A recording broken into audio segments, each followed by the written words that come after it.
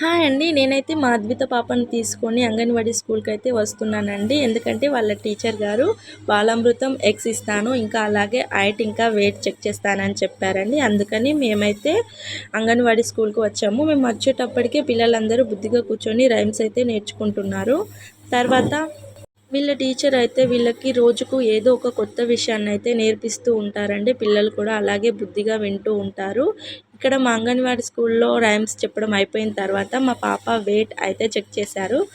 Wait ఏమంతా పెరగలేదండి. పోయిన నెల ఎంత వెయిట్ ఉందో ఈ నెల అంత వెయిట్ ఉంది. ఇన్ని రోజులు స్కూల్స్ లేవు కదా, మా పాప స్కూల్లో అయితేనే కొంచెం అన్నం తింటుంది, లేదంటే తినదు. అందుకని వెయిట్ అయితే పెరగలేదు, హైట్ కొంచెం పెరిగింది. పోయిన నెల కంటే ఈ నెల హైట్ పెరిగిపోయింది. వెయిట్ మాత్రం ఏమాత్రం పెరగలేదని టీచర్ గారు అయితే చెప్పేశారు. తర్వాత వేరే పాపను కూడా హైట్ ఇంకా వెయిట్ అయితే చెక్ చేశారు. తర్వాత భోజనం చేస్తారు, హ్యాండ్ వాష్ చేసుకోరమ్మని చెప్పగానే పిల్లలంతా పరిగెత్తుకుంటూ వెళ్ళి హ్యాండ్ వాష్ అయితే తీసుకున్నారు. భోజనం మొదలు పెట్టకముందే మా పాప అయితే బాటిల్లో కొద్ది నీళ్ళు అయితే తాగేస్తుంది. మామూలుగా అయితే భోజనానికి ముందు నేను వాటర్ అయితే ఇవ్వనండి, ఎందుకంటే వాటర్ తాగితే మా పాప సరిగ్గా అన్నం తినదు. అందుకని మా పాప ఇంట్లో అయితే మామూలుగా అన్నం తినదు. స్కూల్కి వస్తేనే కొంచెం పిల్లలందరూ ఉంటారు కదా, వాళ్ళని చూసుకుంటూ తింటుంది.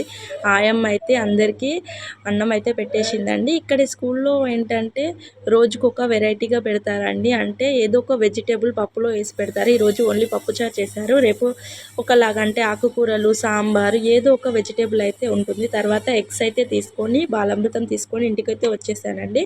ఇప్పుడు మీకైతే ఒకటి చూపిస్తానండి. ఇలా ఎగ్స్కి ఇలా స్టాంప్ వేసి ఇచ్చారండి. అంటే వేరే వాళ్ళు ఎవరైనా సరే ఎగ్స్ని తీసుకున్నా కానీ ఈజీగా ఇవి అంగన్వాడీ స్కూల్వి పిల్లలు అని తెలిసిపోతుంది. తర్వాత మా బాబాయ్ అయితే పాప ఇద్దరు కలిసి బాలామృతం అయితే తినేశారు. మీకు కనుక ఈ వీడియో నచ్చినట్టయితే లైక్ చేయండి, షేర్ చేయండి, సబ్స్క్రైబ్ చేయండి. Thank you.